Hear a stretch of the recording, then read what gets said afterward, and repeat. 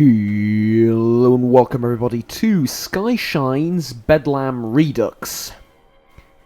Thank God that this game has the title right there, otherwise I would never remember that correctly. Anyways, a little bit about the game before we begin. You can see the developers and publishers there.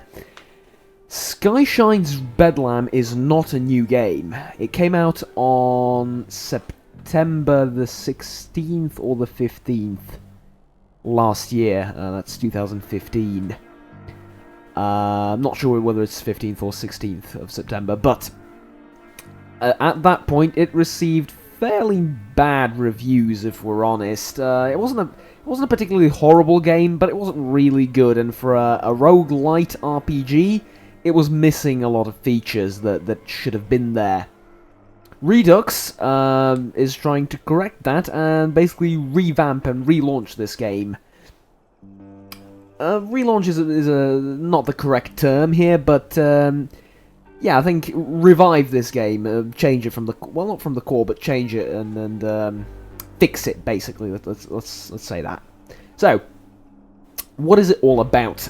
It is a roguelite RPG, as I mentioned, and as soon as I heard those two words put together, I was like, I'm buying this, but yeah, you might not want to be so eager on that. You might want to first look up a couple of reviews or first impressions like this video. So, first of all, you can do this in the main menu, which is awesome. Settings, options, reset, arcade run, campaign run, full screen on or off, quit. Use legacy battle controls, 2 action points per team per turn. Okay. And audio. No more, but it's acceptable for a game like this, I suppose. I never played the campaign, okay? I only played arcade a little bit, so I'm going to play the campaign and see what it's all about. So, as you can see here, this is where you set up your crew assortment, your everything. You need this is the amount of days you traveled, crude, fuel, you need that to move around, meat, or food for the passengers, power cell used for weapons and for equalizers, settings and game options, combination of factions to your starting team are there, you have passengers. The more passengers you deliver at the end, the better your score is, and so on and so forth. So, the Bedlam is the vehicle that you're using. This is the Bedlam.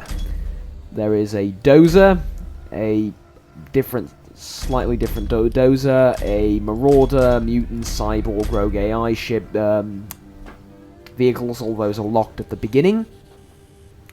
So, I'm going to play as the humans in their not-so-legendary dozer. Yeah, this one. We're going to go with a leader, 1 veteran, and 7 rookies. Yep, that's what I'm going with.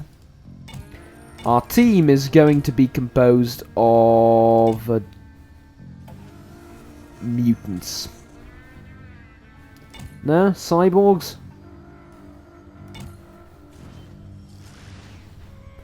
Mutants it is. Okay, I'm going to play on normal mode. These are our weapons. We have nukes, that thing, and these 2 equalizers. We're going to get into that as we sort of get in with, we sort of begin playing the game. Centuries from now, let's watch the cutscene. Long after the barren age has passed, civilization prevails in the overcrowded metropolis of Byzantine. A technological marvel, held prisoner by the twisted wastelands of Bedlam, the result of humanity's race to oblivion. A domain of chaos and endless perils. Ruthless marauders, rogue AI, toxic mutants, deadly cyborgs.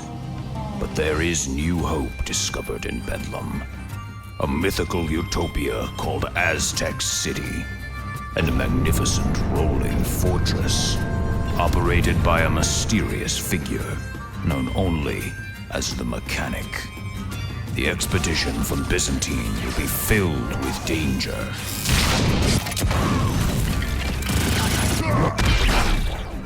If you have the courage, attempt to survive this journey. Into Bedlam! That's a pretty good trailer for the... Oh, it's a cutscene, I know, but it's a pretty damn good cutscene for the game. It basically showed you everything you need to know, more or less. So, the game is composed of two parts, basically. This is the strategical part. If you played XCOM, you know what this is. Like, this is where you plan out your moves and everything. These are the weapons you have. 28 nukes, 25 those things, 14 blitzer screen, and 12 trauma cocktails. Back to the world map. So, you are here, these are your travel locations, these are your side missions, this is where you pick up stuff. Your objective is to get from this place to Aztec City, where you're going to fight a boss. That's the roguelite element. It is very reminiscent of...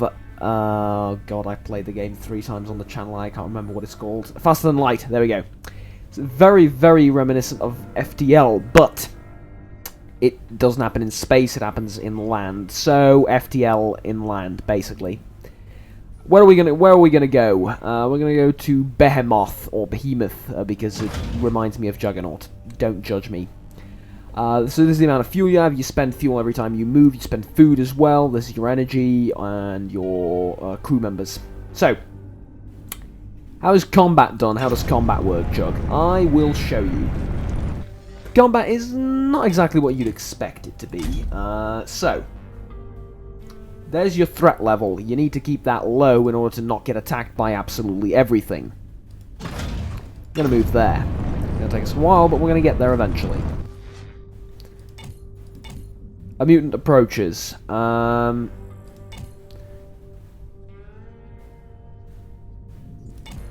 Okay, I just convinced him to join in. Considering I am my crew is mutants, I thought that might be the case. Anyways, yes, this is your crew. These are the units that do actual combat. The vehicle itself, the moving fortress here, doesn't do combat itself.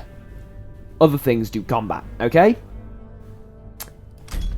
These things do combat. You have 1, 2, 3, 4, well 5, but 4 different types of units. Plus the leader, which in this case is the sister, which I'm going to rename into... Whoops. Okay. Of course I am. What did you think was going to happen? You can also rename all your other units. Actually, let's rename the units that we're going to use and all that. So, the leader actually this time is a Deadeye, so never mind 4 unit classes it is. These are their stats here. She does 8 damage, 9 out of 9 health. Actually, she's female. It just doesn't work. There we go. 3 promotions. I'm gonna name you...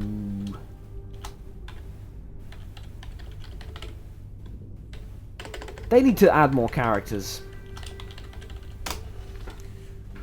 Okay, they need to add more characters into the names of your troops. Anyways, Deadeyes, these are your snipers. Frontliners, exactly what it sounds like. They use spears and their claws and whatever they can. Basically, frontline troops. Swords. Gunslingers.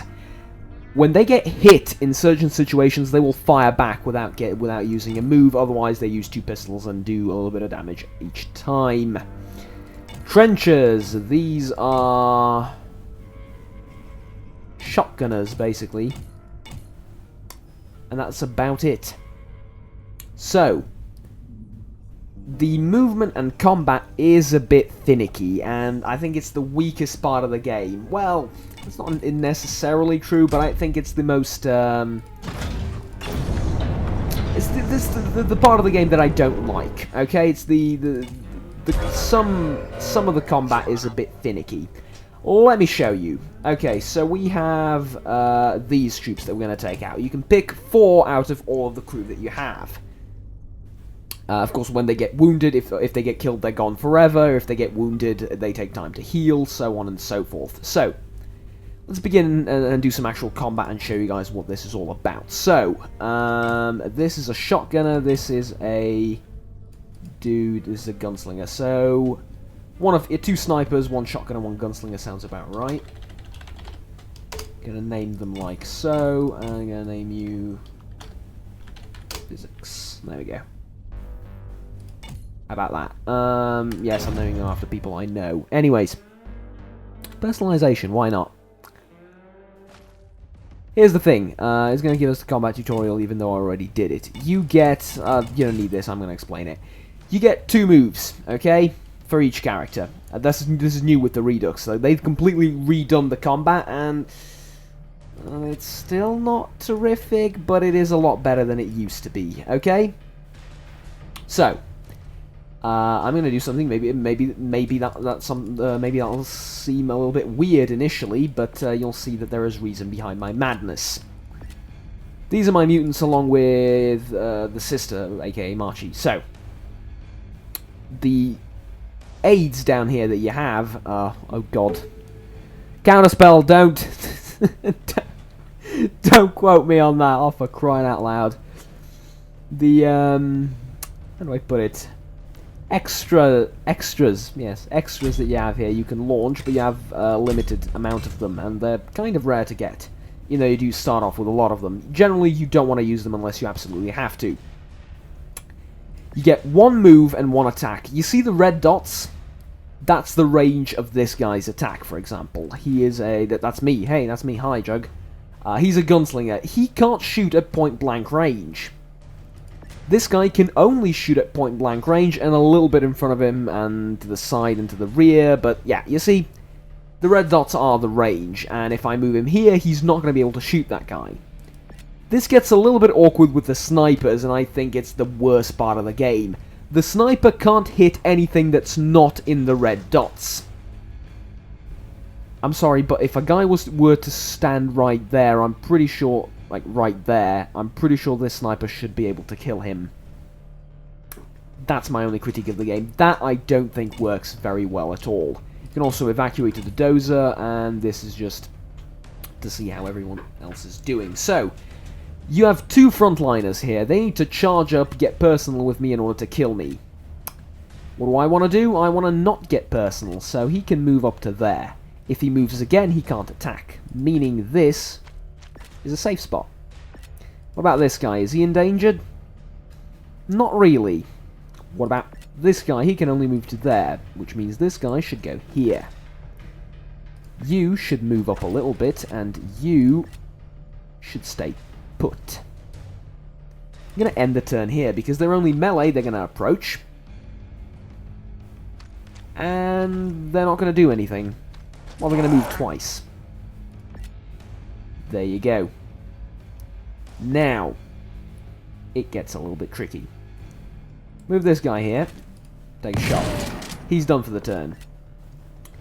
The commander cannot shoot the person in front of her. Or, sorry, this is not the commander, this is the leader. Marchie can't shoot the person right in front of her. Which is awkward. Which means she needs to go back and fire at that guy. Now, she has a nuke launcher, which is infinitely awesome, which, in this case, I understand why you can't hit the guy in front of you, but, a lot of these people don't have nuke launchers. For example, the mechanic has some basic lightning spell that he does, and he can't shoot people in front of him. That's a balance, the reason behind that is game balance, but even in that situation, it's a bit iffy. Okay, so we killed the one dude, the other guy is in cover and right there. So, what is he going to do? Going to hit me in the face. The special ability of the gunslinger triggers, and he can fire back. So what am I going to do now? Pull back. Shoot. And I can now basically choose who gets the kill. I want my sniper to level up, so... typically the sniper is the only one that can't get the kill. Let's get Physics the skill. So, get there and, boom. There we go, that's how the combat works. In arcade mode, there are crates on the map. If you don't pick them up, you lose them in the end, at the end of the mission once you've killed everything. Which doesn't make sense. If you killed everything, it makes sense for you to get those crates. Fair enough, if they're destroyed, you don't get them, but I think that should be changed in arcade mode. I understand why it's there, again, game balance, but It's a bit stupid that they can't just pick it up after they leave. I mean, there's nothing preventing us from staying there like 30 seconds longer. Is there? No, I'm pretty sure there isn't. Let's do another mission. Okay, we found some power cells. Great. We're going to have to move on.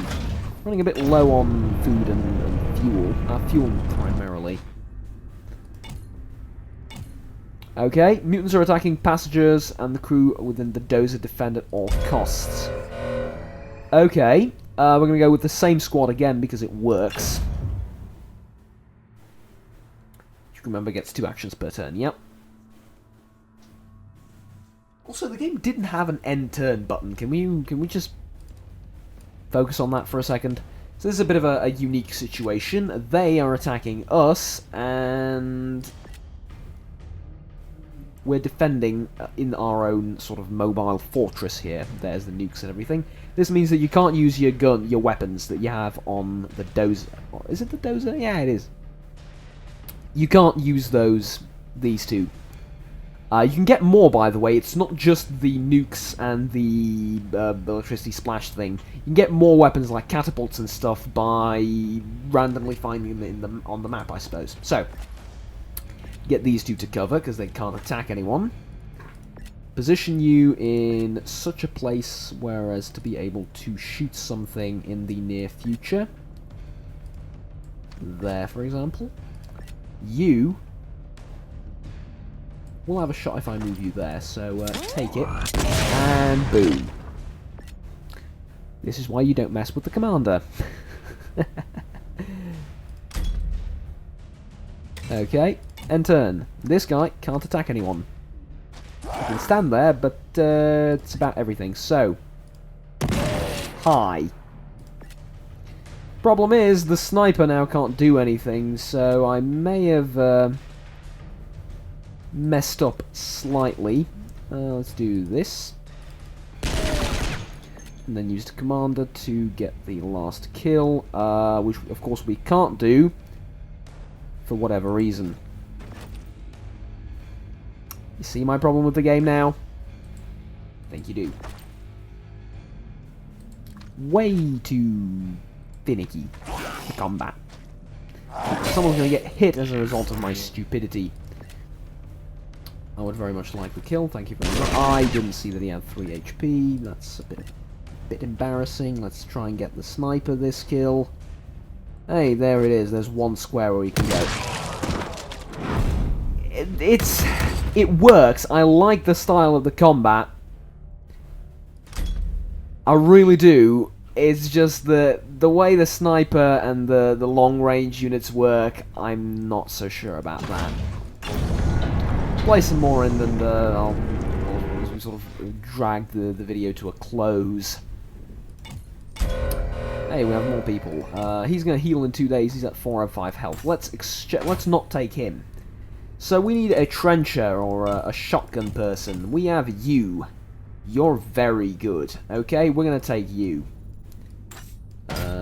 Should call her. I'm assuming it's her. Yes, it is. Chloe. Did I misspell it? Probably. Let's not worry about it. People are probably illiterate at this point. The game universe only, of course. Here we go. So, frontliner, nothing to worry about, and no, that's a Deadeye. Try and kill the Deadeye. We can't. So, move the commander like so. Again, I say commander, leader, not commander. He's commander. Does that mean you probably can't hit us if we move back like so? Probably, I don't know. Wish I could see, but can't. You move to there. Okay? By the way, to use a nuke, you need to be within that range, and let's use it. There we go. Nukes are powerful. Very. Again, use them sparingly. I just use that one to demonstrate it, but, you know, they're very rare, so don't use them every single time you can. To talk about the game a little bit more, I think this is the type of game where it would work really, really well on a tablet or, well, yeah, not a phone exactly, but a tablet with a big enough screen, like 8 inches, 7 inches, something like that. I think this would work very, very well. On PC, it's not for everyone. I'm not saying it's a bad game, don't get me wrong. I'm absolutely not saying it's a bad game. I'm just saying it's not for everyone, and be careful, okay?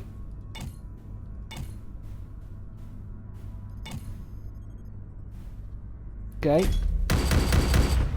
We lost 172 passengers. Of course we did. Our engine screws us again.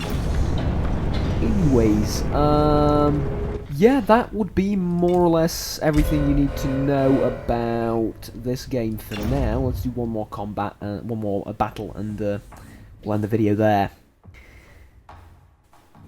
Does it have a lot of replayability? Yes.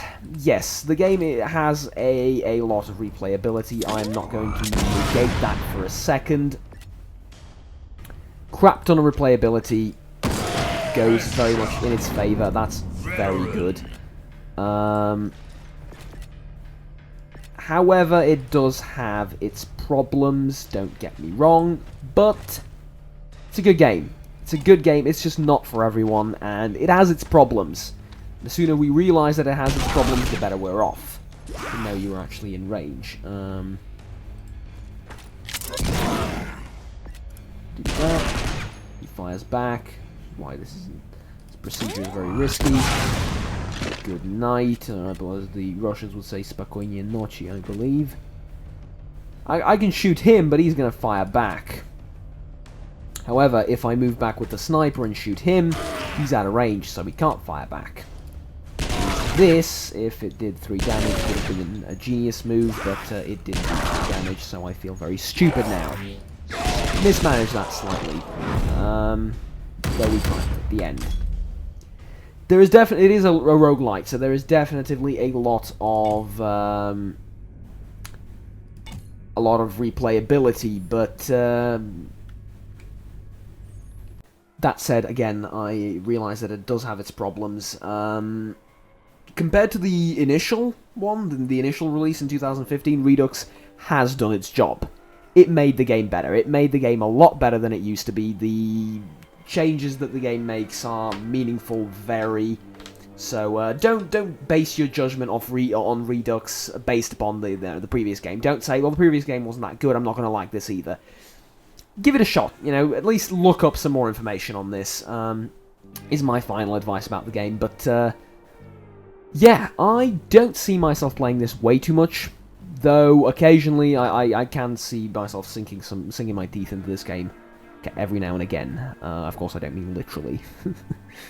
Yeah, that was Skyshine's Bedlam Redux. My name is Juggernaut. Please remember to like and subscribe down below if you enjoyed the video, and until next time, take care. Bye-bye.